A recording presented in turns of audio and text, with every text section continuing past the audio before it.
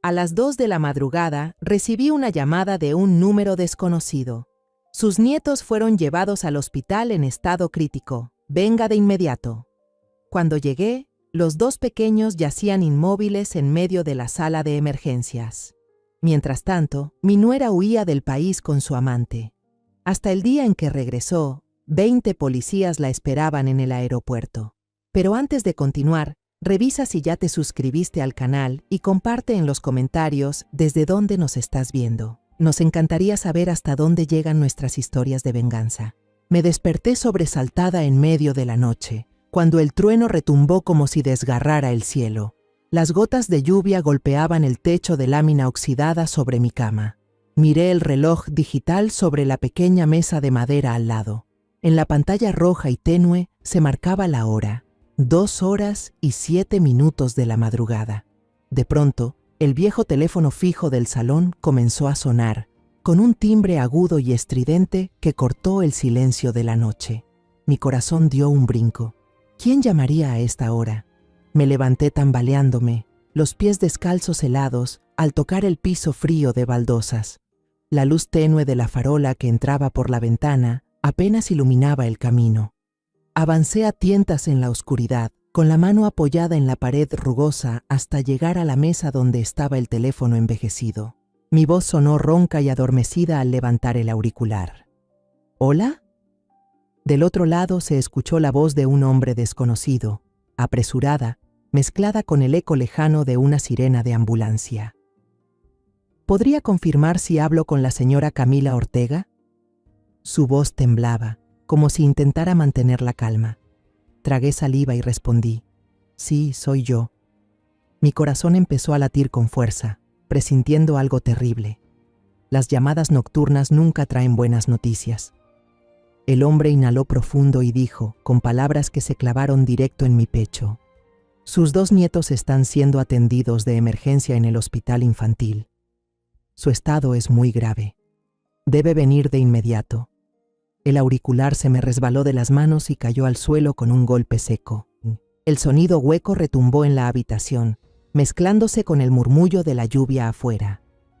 Mis oídos zumbaban, mi mente giraba. Corrí hacia el dormitorio, torpe, como si no controlara mi cuerpo. Tomé el viejo suéter colgado en la esquina y me lo puse encima del pijama fino. Las sandalias gastadas bajo la cama apenas las revisé antes de ponérmelas. El llavero cayó al suelo con un tintineo metálico. Mis manos temblaban tanto que tuve que agacharme 2 veces para recogerlo, los dedos rígidos como si no fueran míos.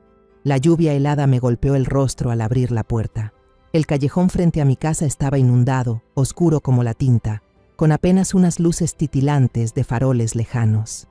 Corrí hacia la avenida Tláhuac, empapada, con el suéter pegado al cuerpo, el frío calándome los huesos. Agitaba los brazos desesperada ante las luces fugaces de los pocos autos que pasaban.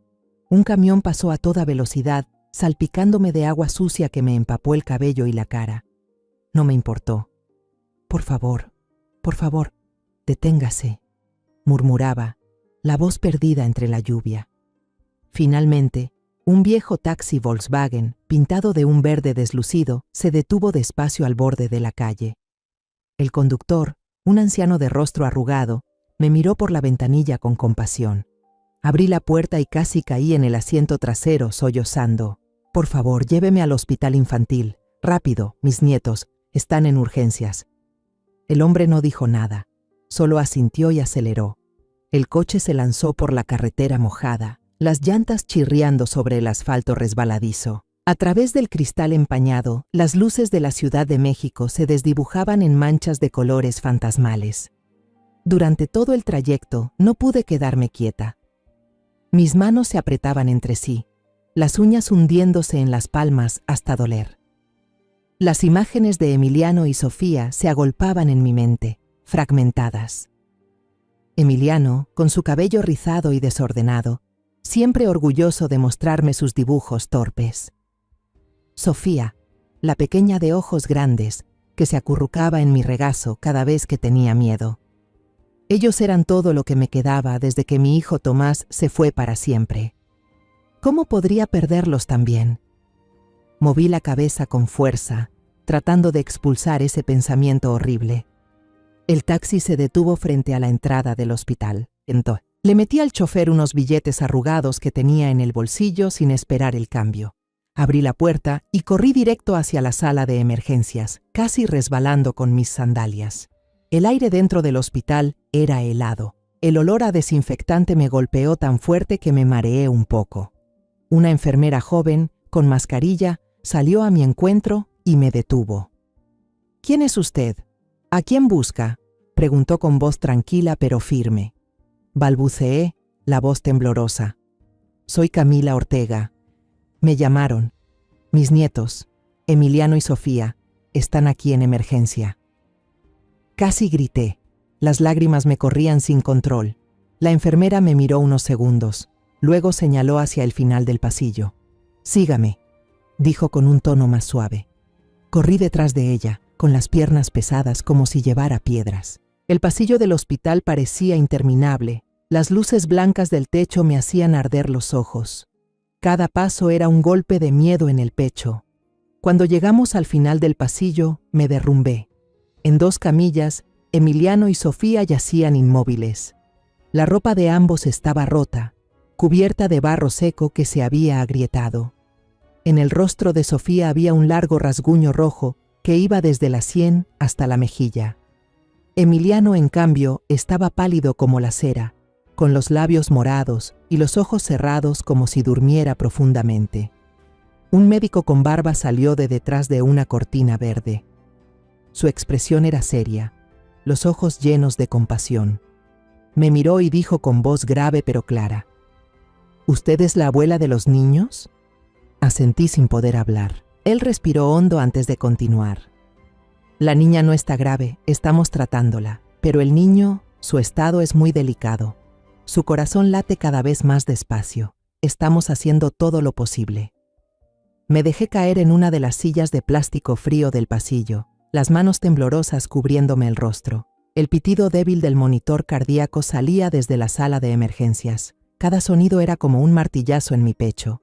Cerré los ojos con fuerza y los recuerdos me invadieron, tan vivos que dolían. Volví a ver el patio de nuestra casa, 3 años atrás, bajo el sol dorado de una tarde en Ciudad de México. Tomás, mi hijo, estaba agachado reparando la cerca de madera, el sudor empapándole la camisa. Levantó la cabeza y me sonrió con esa expresión amable que tanto me recordaba a su padre, una sonrisa que siempre me calentaba el corazón. «Mamá, ya terminé la cerca, ahora puede plantar todas las flores que quiera», dijo orgulloso. Yo respondí riendo: «Mi hijo sí que es el hombre de esta casa». En ese momento no sabía que sería una de las últimas veces que vería esa sonrisa. En una esquina del patio, Lucía, mi nuera, estaba sentada en los escalones, trenzándole el cabello a la pequeña Sofía. Cantaba una canción de cuna popular, suave como el viento. Sofía se quedaba quieta, mirándola con sus grandes ojos redondos, riendo a veces cuando su madre fingía tirar de su cabello. Las observé desde lejos, llena de alegría. Era un hogar, una familia que creí duraría para siempre. Emiliano, que entonces tenía solo 6 años, corrió hacia mí con un papel en la mano, lleno de garabatos. «Abuela, mire, dibujé a toda la familia», dijo señalando una casita torcida, y debajo una fila de números escritos con lápiz de color. También escribí su número de teléfono para no perderla nunca. Sonrió con los ojos brillando. Le acaricié la cabeza y le dije sonriendo: «Muy bien, mi niño, qué orgullosa estoy de ti». Pero los recuerdos cambiaron de golpe, volviéndose oscuros y pesados. Vi al capataz de la obra parado frente a mi casa, con el casco de seguridad sucio en la mano, la mirada baja, sin atreverse a mirarme. Murmuró: «Señora Camila, el andamio se cayó. Lo sentimos mucho». Me quedé helada, sin poder creer lo que oía. «¿Dónde está Tomás? ¿Dónde está mi hijo?», pregunté con la voz temblorosa. Él solo negó con la cabeza, la voz quebrada. Él no sobrevivió. Caí de rodillas frente a la puerta. El grito que salió de mi garganta ya no parecía mío. Ese día también llovía. una lluvia torrencial, como si quisiera arrasar con todo mi mundo. El funeral de Tomás es un recuerdo borroso, empapado en lágrimas. Lucía lloraba desconsoladamente junto al ataúd, abrazándome como si yo fuera su único refugio. Emiliano y Sofía, demasiado pequeños para entender, solo se aferraban a mí, asustados por los llantos y el ambiente pesado. «Abuela, ¿a dónde fue papá?», preguntó Sofía con voz inocente. No pude responder, solo los abracé más fuerte, con las lágrimas cayendo sobre sus cabecitas. Después llegaron los días más oscuros. Las facturas se acumulaban, las notificaciones de deuda se amontonaban bajo la puerta. Tuve que pedir trabajo lavando platos en un pequeño restaurante del mercado cercano. Mis manos viejas dolían cada noche, pero no podía detenerme. Tenía que cuidar de Emiliano y Sofía, mantenerles un techo. Lucía empezó a cambiar. Ya no cantaba, ya no reía. En su lugar, vinieron los gritos sin motivo hacia los niños. «Sofía, deja de hacer ruido», gritó cuando la niña tiró sin querer un plato. Emiliano se acurrucaba en un rincón, con los ojos rojos, sin atreverse a hablar. Traté de consolarla. «Lucía, cálmate, los niños son pequeños». Pero ella solo me miró con frialdad y se dio la vuelta. Empezó a salir más seguido, decía que buscaba trabajo, pero yo sabía que algo no estaba bien. Una mañana desperté en una casa extrañamente silenciosa. Llamé. «¿Lucía? ¿Emiliano? ¿Sofía?» Nadie respondió. Entré en su habitación y el corazón se me detuvo. El cuarto estaba vacío, el ropero abierto de par en par, sin una sola prenda dentro. La muñeca de trapo con la que Sofía dormía cada noche, el carrito de juguete que Emiliano adoraba, todo había desaparecido. En la mesa de la cocina, un pedazo de papel sujetado bajo el salero. La letra desordenada de Lucía. «Voy a buscar una vida mejor. Por favor, no me busques. No puedo soportar más esta pobreza». Leí una y otra vez, con las manos temblando, sin poder creerlo. Lucía se había ido, llevándose a mis 2 nietos. Me dejé caer en la silla, las lágrimas corriendo sin control. «¿Cómo pudiste, Lucía? ¿Cómo pudiste dejarme así, dejar a tus hijos?» Corrí por todo el vecindario preguntando a los vecinos, llamando a los pocos conocidos que ella había mencionado. Nadie sabía nada. Fui a la comisaría, rogué que los buscaran, pero solo negaron con la cabeza.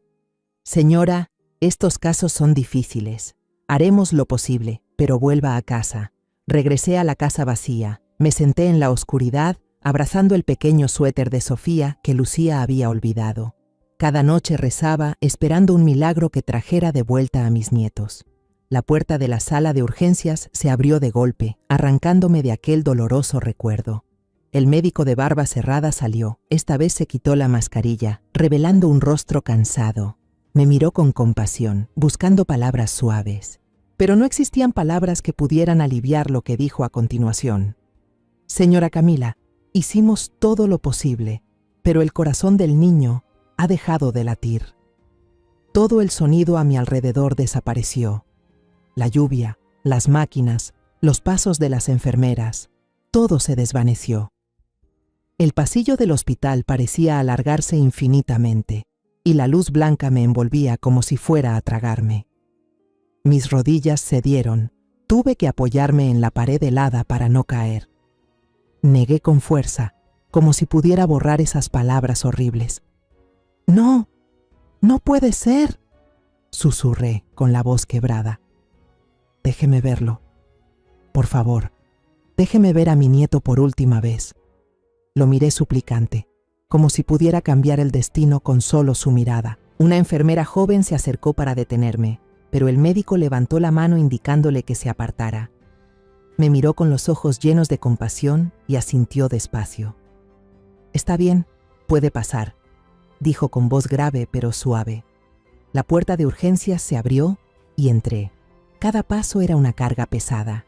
Dentro, el silencio era abrumador, roto solo por un largo beep del monitor cardíaco, como una sentencia final. En la pantalla, una línea verde permanecía recta, fría e inmóvil. Miré al niño acostado allí. su rostro pálido como la cera, sus labios morados. Una enfermera retiraba los electrodos de su pecho con movimientos lentos, llenos de impotencia. Me acerqué a la cama, paso a paso, temiendo que un solo movimiento brusco borrara la poca esperanza que quedaba. Lo miré. Emiliano, mi niño, el nieto que había criado desde que era un bebé. Su cabello rizado, ahora pegado por el barro, seguía siendo el mismo que solía acariciar cada vez que hacía algo bien. Temblando, extendí la mano y toqué su mejilla. Estaba helada, tan fría que sentí que mi corazón se detenía.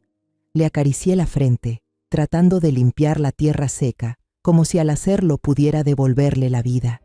Me incliné, susurrando junto a su oído con la voz rota: Emiliano, mi amor, Emiliano. Las lágrimas caían, empapando su pequeña y fría mano que yo apretaba con fuerza. No me dejes otra vez, Emiliano. Tu madre se fue, tu padre también está en el cielo. No me dejes sola en esa casa. Sollozaba, con el pecho ardiendo de dolor. Sofía, tu hermanita, te necesita. Tienes que despertar, volver con nosotras. Repetí esas palabras sin saber cuánto tiempo pasó, como si mi voz pudiera traerlo de vuelta del límite entre la vida y la muerte. Le hablé de cuando le enseñé a caminar, de los primeros pasos tambaleantes en el patio. Le conté cómo me llamó abuelita por primera vez, con esa vocecita tierna y orgullosa. Le hablé de las tardes en que se sentaba a mi lado, mostrando sus dibujos torpes, y de cómo yo reía diciéndole que sería un gran artista. Cada recuerdo era una puñalada, pero no podía parar. Quería que me oyera, que supiera que yo seguía allí, esperándolo. De pronto, la enfermera cercana exclamó con sorpresa: «Doctor, mire eso». Levanté la cabeza de golpe, el corazón desbocado. En el monitor, la línea verde tembló un poco. Un débil bip sonó, y luego silencio. Me quedé paralizada, sin poder creerlo. El médico corrió hacia el monitor, con los ojos fijos en la pantalla. «Carguen el desfibrilador, rápido», gritó con urgencia. Otro bip, esta vez más claro. La línea empezó a mostrar pequeñas ondas, como débiles respiraciones de vida. El médico acercó el estetoscopio al pecho de Emiliano y sus ojos se abrieron con sorpresa. Murmuró: «No puede ser, es increíble». Las enfermeras y los doctores alrededor se movieron de inmediato. Las máquinas comenzaron a sonar. Las voces se mezclaban con órdenes rápidas. Yo me quedé quieta, con las lágrimas aún corriendo, pero ahora entre ellas se filtraba una chispa de esperanza. «Emiliano», susurré, sin atreverme a apartar la vista de mi nieto. La joven enfermera me ayudó a salir del cuarto. Mis piernas parecían de trapo. «Siéntese un momento, deje que los doctores trabajen», me dijo, ofreciéndome un vaso con agua tibia. Lo tomé con manos temblorosas, pero no bebí. Solo me quedé mirando por la ventana de vidrio, hacia donde los médicos rodeaban a Emiliano, el niño que acababa de volver de la muerte. Apreté las manos y murmuré: «Gracias, Dios mío, gracias». Una hora después, cuando el doctor salió y dijo que Emiliano estaba estable, por fin pude respirar, aunque fuera un suspiro tembloroso. La joven enfermera que me había acompañado volvió, puso una mano suave en mi hombro y dijo con dulzura: «Señora, hay un hombre que la ha estado esperando desde que trajeron a los niños. Es quien los encontró». Levanté la vista, los ojos todavía nublados. «¿Los encontró?», repetí con voz ronca. Ella asintió, señalando hacia un rincón del pasillo del hospital. «Está allá, quiere hablar con usted». Me levanté, aún con las piernas débiles, y la seguí. En el rincón del pasillo, bajo la luz parpadeante del fluorescente, un hombre de unos 50 años estaba sentado en una silla de plástico. Llevaba una chaqueta gastada y jugaba nerviosamente con una gorra descolorida entre las manos. Su rostro era duro, pero sus ojos transmitían una bondad tranquila, como la de alguien que ha visto mucho dolor sin perder la humanidad. Al verme, se puso de pie rápidamente, un poco torpe. «Buenas tardes, señora», dijo con voz grave y sincera. «Soy Esteban». No pude decir nada. Sentí el pecho apretado por una mezcla de gratitud y tristeza. Me acerqué y tomé su mano áspera y curtida, como si fuera el único hilo que me mantenía en pie. Mis ojos se llenaron de lágrimas otra vez y murmuré con la voz quebrada: «Gracias». Esteban negó suavemente con la cabeza y me hizo un gesto para sentarme a su lado. «Siéntese, señora, le contaré lo que pasó anoche», dijo con serenidad y emoción contenida. Comenzó a hablar despacio, como queriendo que entendiera cada detalle. Era chofer de camión, transportaba verduras desde Puebla hasta el Mercado Central, la Central de Abasto, en Ciudad de México. Su trabajo solía terminar tarde, en carreteras solitarias donde solo las luces del camión lo acompañaban. Anoche, mientras conducía cerca de la frontera, los faros iluminaron algo al costado del camino. Al principio pensé que era un perro callejero o un montón de trapos viejos, dijo con la mirada perdida.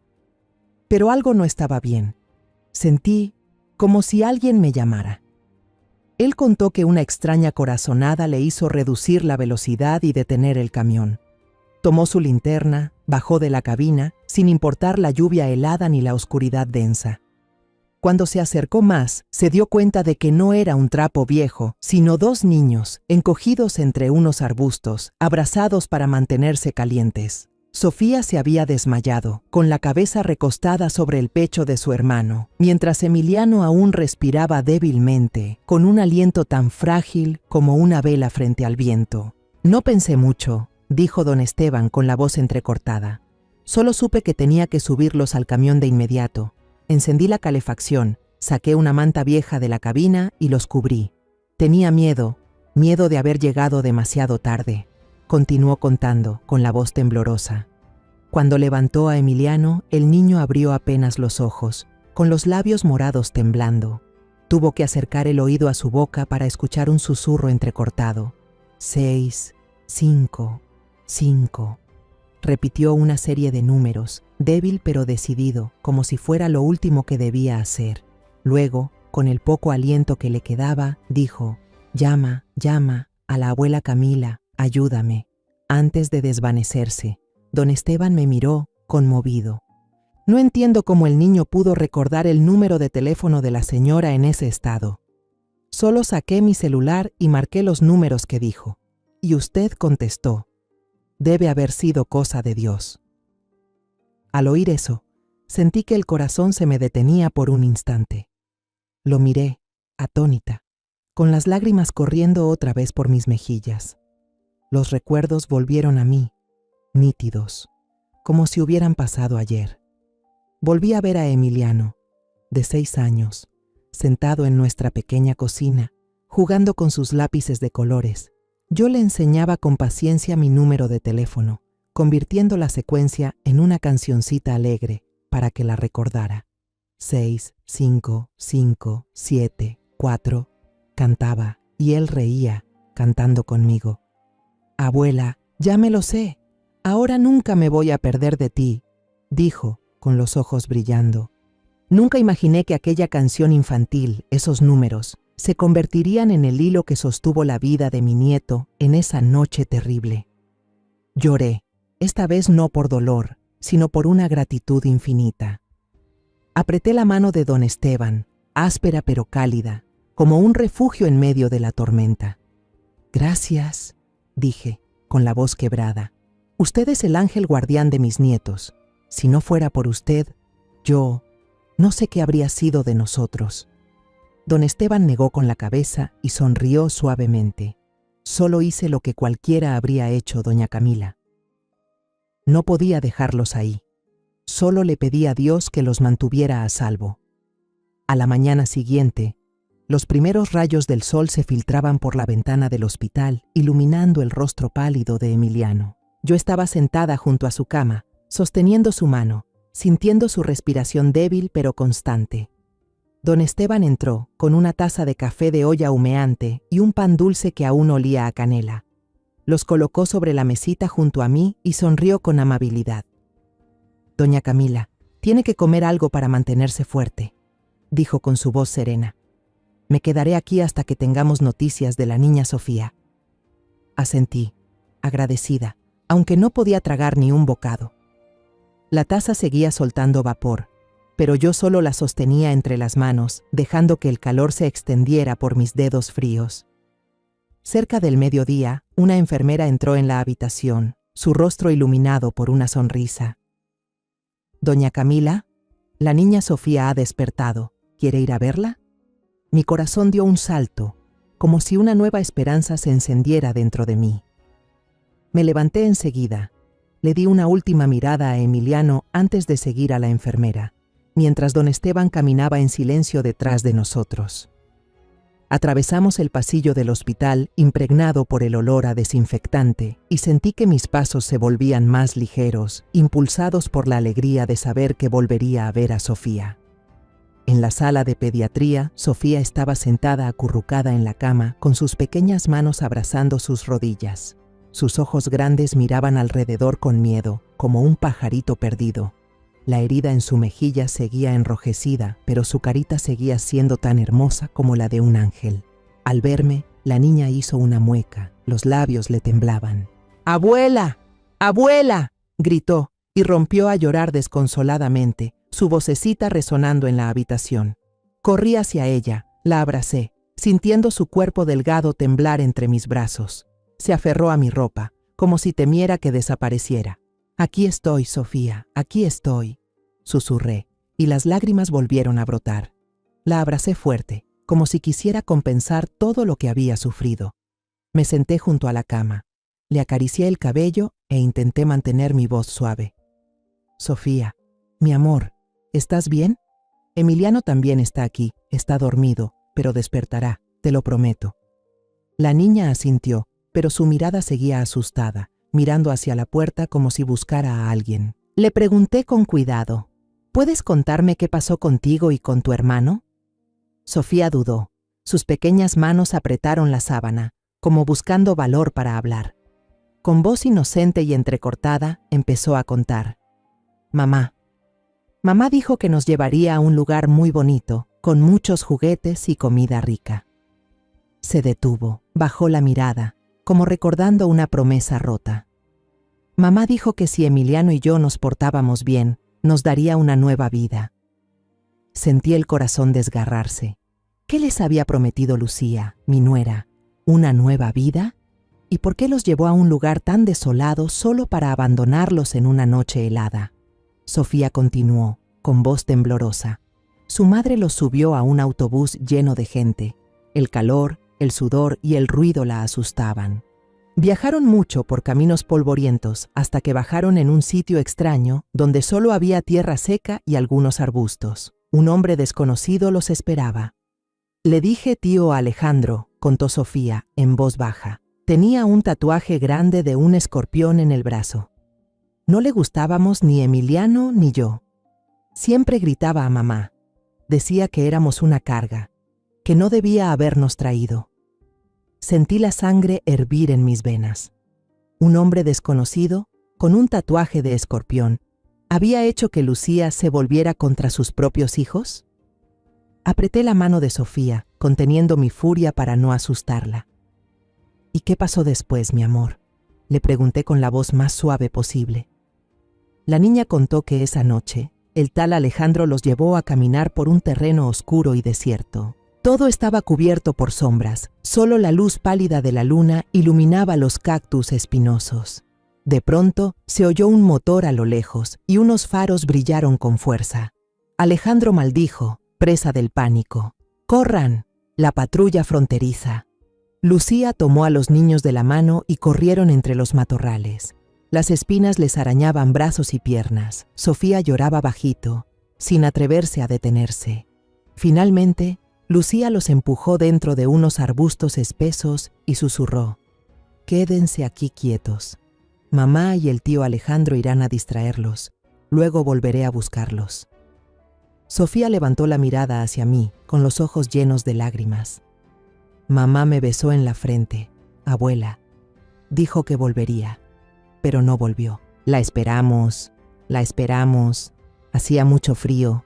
Emiliano me abrazó, me dijo que no tuviera miedo, pero luego ya no dijo nada más. Su voz se quebró y rompió en llanto, escondiendo la cara en mi pecho. La abracé con fuerza, sintiendo que el corazón se me partía en pedazos. Lucía, la nuera a la que alguna vez quise como a una hija, había abandonado a sus 2 hijos en la oscuridad, bajo el frío helado de la noche. ¿Cómo pudo hacer algo así? Don Esteban estaba detrás de mí, con las manos apretadas en puños, el rostro marcado por la rabia y el dolor. No dijo nada, pero sabía que sentía lo mismo. Abracé a Sofía, conteniendo mis propios sollozos. «Aquí estoy, Sofía. No dejaré que nadie te haga daño», le susurré, acariciándole el cabello. Levanté la vista hacia don Esteban. «Tenemos que llamar a la policía, don Esteban», dije con voz firme, aunque el corazón me temblaba. Esa tarde, Esteban y yo fuimos a la estación de policía más cercana, un edificio viejo, con paredes descascaradas y un aire sofocante. Conté toda la historia, desde el sonido del teléfono en la noche lluviosa, hasta el momento en que vi a Emiliano y Sofía tendidos en las camas del hospital, y finalmente las palabras entrecortadas de Sofía sobre aquella noche aterradora. Don Esteban añadió los detalles que él había presenciado, con voz grave pero clara, asegurándose de que nada quedara fuera. El oficial de guardia escuchaba, pero noté en su mirada cierta indiferencia, como si fuera solo un caso más entre tantos otros. Apreté los puños, conteniendo mi ira. «Son mis nietos», dije con la voz temblorosa. «Casi mueren. Por favor, hagan algo». El caso fue asignado rápidamente al inspector Ricardo Morales, un hombre de unos 40 años, con la frente amplia y unos ojos penetrantes, como si pudieran ver más allá de las palabras. Nos invitó a pasar a una pequeña oficina, con el escritorio lleno de papeles y una computadora vieja. Escuchó mi relato, tomando notas en un cuaderno, asintiendo de vez en cuando o haciendo preguntas breves. Cuando mencioné al tío Alejandro y el tatuaje del escorpión, dejó de escribir y levantó la vista. «¿Un tatuaje de escorpión?», repitió, bajando la voz. «¿Estás segura?». Asentí, sintiendo una chispa de esperanza. Tal vez ese detalle era más importante de lo que pensaba. El inspector Morales pidió una foto reciente de Lucía. Busqué en mi cartera, con el corazón apretado, hasta sacar la única que tenía. Una vieja foto familiar de cuando Tomás aún vivía. En ella, Tomás sonreía, abrazando a Lucía, mientras Emiliano y Sofía se apoyaban a su lado, inocentes y felices. Le entregué la foto con las manos temblorosas. «Esta es Lucía y nuestra familia, cuando todo aún estaba bien», dije, con la voz quebrada. El inspector Morales miró la foto un momento, luego la colocó con cuidado sobre el escritorio. «Gracias, señora Camila. Empezaremos de inmediato». Inmediatamente envió a una oficial de policía especializada en psicología al hospital para tomar la declaración formal de Sofía. Me preocupaba que recordar esa noche la lastimara más, pero la oficial fue muy amable. Se sentó junto a Sofía, hablándole con dulzura, y le llevó una muñeca para que se sintiera más tranquila. Sofía, aunque todavía asustada, trató de describir la vieja camioneta y parte de la placa que recordaba. «Era azul pero muy vieja, abuela», me dijo después con voz bajita. «Vi unos números, 4, 8 y una letra o algo así». Le acaricié la cabeza y le susurré: «Lo hiciste muy bien, Sofía. Estoy muy orgullosa de ti». A partir de esas pistas, la investigación comenzó. El inspector Morales y su equipo trabajaron con rapidez, como si también sintieran mi dolor. Extrajeron las grabaciones de las cámaras de seguridad de la estación de autobuses donde Sofía había mencionado y también las de tráfico en la autopista cerca de la frontera. Un video borroso, pero lo bastante claro para que el corazón se me encogiera, mostraba a Lucía llevando de la mano a Emiliano y Sofía hacia una vieja camioneta. El conductor, un hombre alto con un tatuaje de escorpión en el brazo, era Alejandro Vargas, un delincuente con antecedentes por tráfico de personas a pequeña escala. El inspector Morales señaló la pantalla y dijo con voz fría: «Es él. Lo conocemos. No es nuevo en esto». Reconstruyeron aquella noche terrible con las pistas que habían reunido. Alejandro le había prometido a Lucía una nueva vida en Estados Unidos, un escape de la pobreza. Pero cuando la patrulla fronteriza los descubrió, Ambos entraron en pánico. En lugar de proteger a los niños, decidieron abandonarlos entre los matorrales para poder escapar. El inspector Morales me mostró un video de la cámara térmica de la patrulla. 2 puntos brillantes grandes, Lucía y Alejandro, corriendo, dejando atrás de los pequeños puntos de luz que poco a poco se desvanecían hasta quedar inmóviles. Tuve que apartar la mirada, las lágrimas se me salieron. Aquella imagen fue como una puñalada en el pecho. «¿Cómo pudiste hacer eso, Lucía?», murmuré con la voz quebrada. «Son tus hijos». La policía mexicana colaboró con las autoridades estadounidenses, pero el rastro de Lucía y Alejandro pareció desvanecerse una vez que cruzaron la frontera. Se habían mezclado entre los inmigrantes ilegales, y con cada día que pasaba, la esperanza de encontrarlos se hacía más tenue. El inspector Morales me llamaba de vez en cuando para actualizarme, pero su voz sonaba cada vez más cansada. «Seguimos intentándolo, señora Camila», me dijo en una llamada. «Pero son astutos. Por favor, tenga paciencia». Pasó un mes, aunque para mí cada día era un siglo. Mi vida se redujo a un ciclo monótono entre la casa vacía y el hospital. Sofía había sido dada de alta, pero ya no era la niña alegre de antes. Cada noche se despertaba gritando, llamando «hermano» en medio de pesadillas. Tuve que mudarme a su habitación, abrazarla y cantarle suavemente canciones de cuna para calmar su miedo. Don Esteban se convirtió en la única luz en esos días oscuros. Cada 2 días, después de sus entregas desde Puebla, pasaba por casa con una bolsa de naranjas frescas o una caja de tamales recién hechos del mercado. Jugaba con Sofía, le enseñaba a hacer figuras con papel o le contaba historias sobre sus viajes por caminos polvorientos. «Doña Camila, tiene que cuidarse», me decía con voz cálida cuando me veía agotada. «Los niños la necesitan». Emiliano aún no despertaba. Los médicos decían que todas sus heridas físicas habían sanado, pero su mente parecía haberse cerrado, como si no quisiera volver a enfrentar el mundo. Pasaba horas sentada junto a su cama, leyéndole los cuentos que Tomás, mi hijo, solía contarle cuando era pequeño. «Había una vez un pequeño príncipe», empezaba con la voz temblorosa, esperando que mis palabras lograran atravesar aquel silencio. Pero Emiliano seguía inmóvil, con el rostro sereno y los ojos cerrados, como dormido. Cada vez que lo miraba, sentía que el alma se me rompía. «Despierta, mi amor», susurraba, apretando su mano. «Sofía y yo te estamos esperando». Una tarde, mientras pelaba manzanas para Sofía en la pequeña cocina del hospital, sonó mi teléfono. Me sobresalté y casi se me cayó el cuchillo. Era el número del inspector Morales. Hacía mucho que no llamaba, y cada vez que el teléfono sonaba, mi corazón se aceleraba, mezclando esperanza y miedo. Contesté con la voz temblorosa. «¿Aló? ¿Inspector Morales?» Del otro lado su voz sonó emocionada pero contenida. «Señora Camila, tenemos noticias nuevas, muy importantes». Me dejé caer en la silla, apretando el teléfono con fuerza.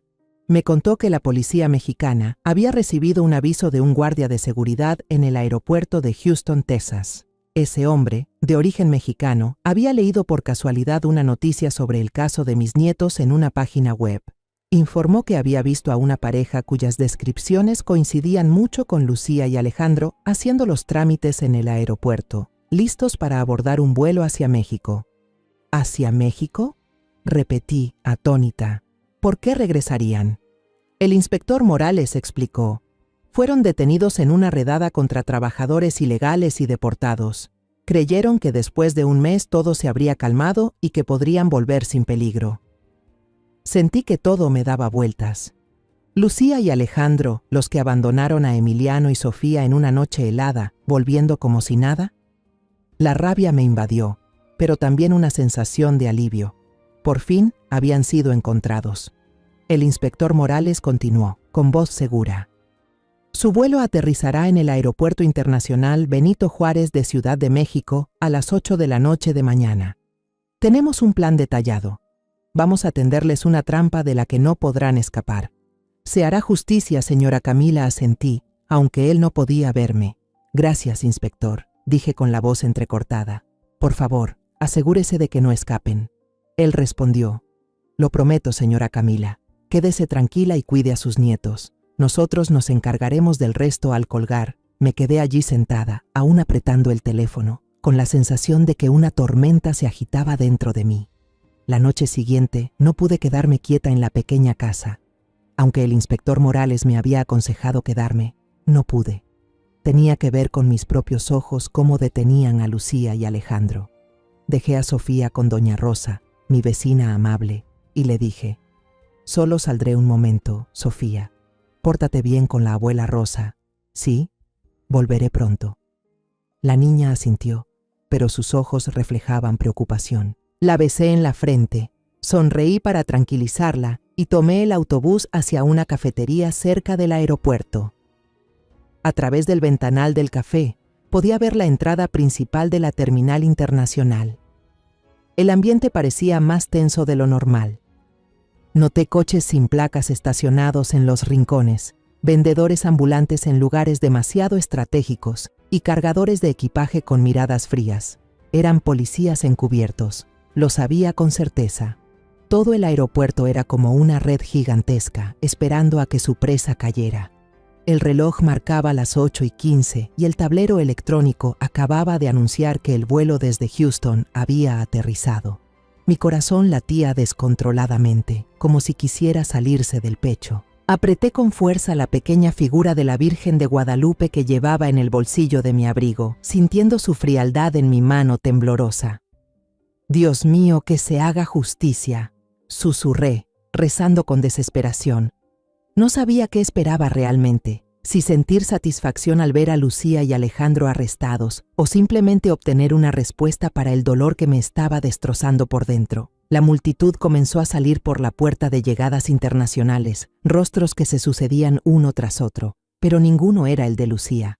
Empecé a inquietarme, una sensación de miedo me subía por el pecho. ¿Y si habían cambiado de opinión? ¿Y si habían encontrado la forma de escapar, como cuando abandonaron a Emiliano y Sofía en aquella noche helada? Negué con la cabeza, tratando de apartar ese pensamiento, pero mis manos temblaban tanto que derramé el café. El líquido caliente se extendió sobre la mesa, soltando un humo denso. El camarero me miró con lástima, pero yo ya no tenía cabeza para nada. Solo quería verla, enfrentarla, aunque fuera una vez más. Y entonces la vi. Lucía. Se había cortado el cabello, lo había teñido de un color rojizo y llevaba unas gafas de sol grandes que le cubrían casi todo el rostro. Pero no podía equivocarme. Reconocería su forma de caminar en cualquier parte, ese movimiento inconsciente al apartarse el cabello. A su lado iba Alejandro, el hombre con el tatuaje del escorpión que Sofía había descrito. Llevaba una camisa con estampado llamativo y arrastraba una maleta grande, con una expresión arrogante, como si se hubiera librado de todos sus problemas. Caminaban hacia el vestíbulo principal, aparentemente aliviados. Alejandro incluso le dio un codazo a Lucía y sonrió con burla, susurrándole algo que la hizo reír. Apreté el borde de la mesa, mis uñas hundiéndose en la piel. ¿Cómo podían reír después de todo lo que habían hecho? Entonces todo pasó en un abrir y cerrar de ojos. El hombre que vendía periódicos cerca dejó caer su pila al suelo y se lanzó hacia ellos con la rapidez de un felino. La mujer que limpiaba el piso se enderezó, levantando un radiotransmisor. Su voz fría resonó por el dispositivo. Desde todas partes, personas aparentemente inofensivas, un cargador de equipaje, un vendedor de dulces, comenzaron a moverse al unísono, rodeando a Lucía y Alejandro en cuestión de segundos. ¡Policía! ¡Quietos! La voz firme del inspector Morales rompió el aire como un trueno. Lucía se sobresaltó. Su rostro se volvió pálido. Las gafas de sol cayeron al suelo, dejando ver sus ojos llenos de pánico. Alejandro intentó correr, pero dos agentes corpulentos ya lo tenían sujeto por detrás, empujándolo al suelo. Decenas de policías los rodearon. Los flashes de las cámaras de los periodistas parpadeaban sin parar, iluminando el rostro descompuesto de Lucía. Ella se quedó inmóvil, como si el mundo entero se hubiera derrumbado bajo sus pies. Miré a través del cristal, con lágrimas brotando de mis ojos, pero no eran de satisfacción. Era dolor, un dolor profundo al ver a la nuera que alguna vez quise como a una hija, ahora convertida en una criminal. Don Esteban apareció a mi lado. Había venido a buscarme, tal como prometió. No dijo nada, solo apoyó una mano sobre mi hombro, ofreciéndome un consuelo silencioso. Me giré hacia él y murmuré: «Ya los arrestaron, don Esteban, pero ¿por qué me sigue doliendo tanto?». Él asintió, con una mirada triste. «La justicia llegó, doña Camila, pero sé que su corazón todavía está sufriendo». Esa misma noche, Lucía y Alejandro fueron llevados a la comisaría para ser interrogados. Yo regresé a casa, pero mi mente seguía atrapada en el aeropuerto. La imagen de Lucía de pie allí, con el rostro pálido y la mirada llena de pánico, no dejaba de perseguirme. Me senté en la cocina oscura, abrazando una vieja foto familiar, mirando la sonrisa de Lucía de aquellos años. Ella había sido una madre, una esposa, una parte de nuestra familia. ¿Qué fue lo que la cambió? ¿Acaso la pobreza la empujó a ese camino? ¿O fue el egoísmo el que devoró su corazón? A la mañana siguiente, el inspector Morales me llamó. Su voz era tranquila, pero no podía ocultar cierta satisfacción. «Señora Camila, Alejandro confesó todo», dijo. Estaba aterrado. Intentó echarle toda la culpa a Lucía para conseguir una pena más leve. Admitió que planeó abandonar a los niños, diciendo que fue Lucía quien insistió en deshacerse de esa carga para empezar una nueva vida. Sentí como si me apretaran el corazón. Alejandro, un cobarde capaz de traicionar a cualquiera con tal de salvarse. Pero Lucía, ¿realmente quiso abandonar a sus hijos? El inspector Morales continuó. Lucía guardó silencio durante todo el primer interrogatorio. Solo se sentó ahí, con la mirada perdida, sin decir una palabra. Pero las pruebas en su contra son irrefutables. Tendrán que enfrentar el juicio y le prometo que pagarán por lo que hicieron. Asentí, aunque él no podía verme. Gracias, inspector, respondí con voz ronca. Solo quiero que mis nietos estén a salvo. Él dijo: Lo entiendo, señora Camila. Cuide de los niños. Nosotros nos encargaremos del resto. 2 semanas después del arresto en el aeropuerto, se celebró la primera audiencia. Tuve que asistir como la tutora legal de Emiliano y Sofía. La noche anterior apenas dormí. Don Esteban me llamó con su voz cálida de siempre. Señora Camila, iré con usted. No tiene que enfrentarlo sola. Sentí un pequeño alivio, aunque el dolor seguía pesando como una roca en el pecho. Aquella mañana, don Esteban llegó a buscarme en su vieja camioneta. Llevaba una camisa limpia, algo poco común en él, que siempre usaba su chaqueta gastada. Cuando entramos al Palacio de Justicia, el aire frío y solemne de la sala me hizo estremecer. Las paredes de piedra gris, las bancas de madera rígida y el eco de los pasos parecían querer tragarse todo. Lucía y Alejandro fueron conducidos al interior, vestidos con uniformes beige de prisioneros. Lucía estaba demacrada.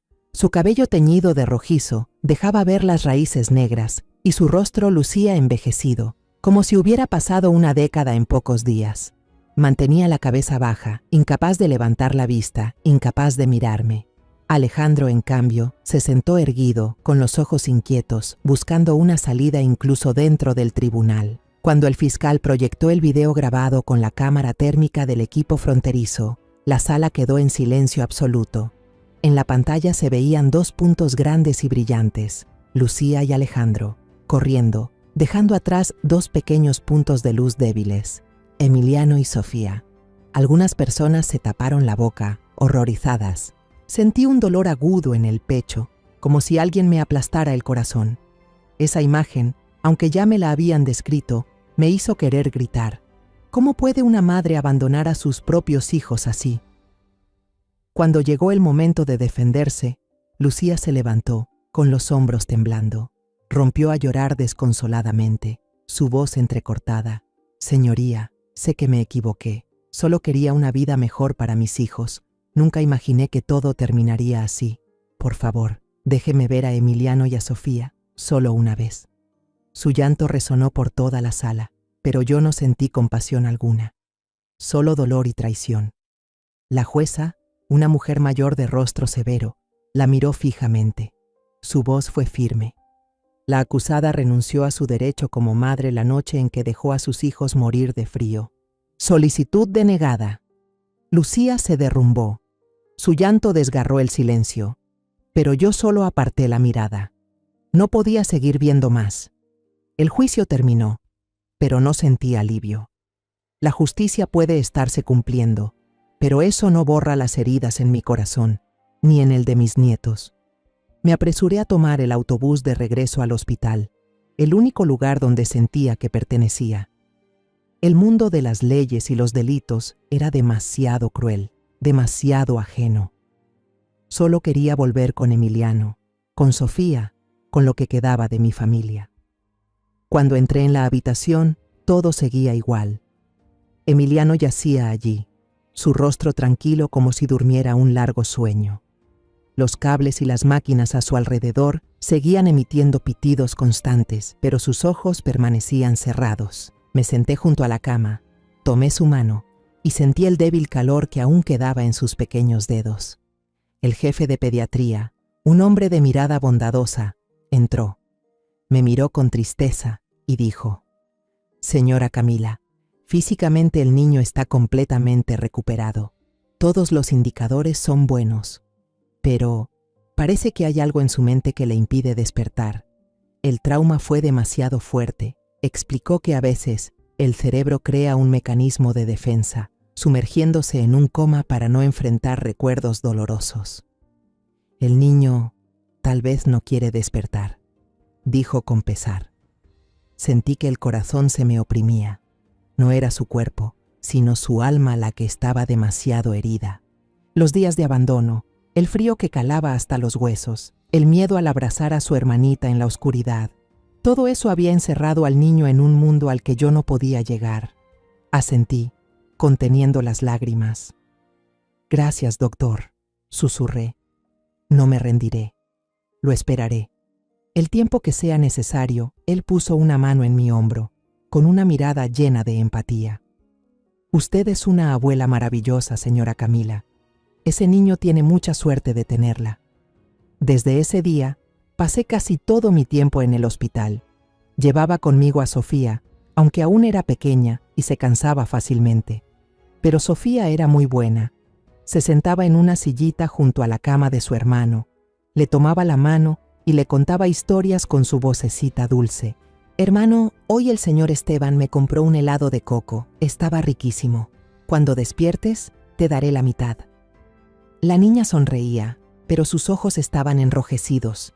Sabía que intentaba ser fuerte, igual que yo lo hacía por ella. Cada día me sentaba junto a Emiliano y le susurraba al oído: «Emiliano, soy tu abuela. Sofía también está aquí. Te estamos esperando. Volvamos a casa, mi amor». Le hablaba de los días en que jugábamos en el patio, de cuando corría detrás de mí, de los dibujos torcidos que solía mostrarme con orgullo. No sabía si podía oírme, pero no podía rendirme.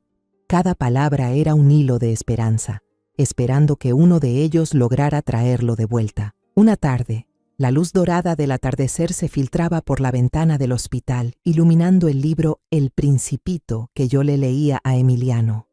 Mi voz era suave, narrando las aventuras del pequeño príncipe por planetas lejanos, pero mi mente vagaba entre los recuerdos de nuestra familia antes de la tragedia. Sofía estaba a mi lado, abrazando su muñeca vieja, escuchando en silencio. De pronto, me jaló suavemente la manga, la voz temblorosa, pero llena de emoción. «Abuela, mira». Mi hermano abrió los ojos. Levanté la vista de inmediato. El libro cayó al suelo. Era cierto. Los ojos de Emiliano se estaban abriendo poco a poco.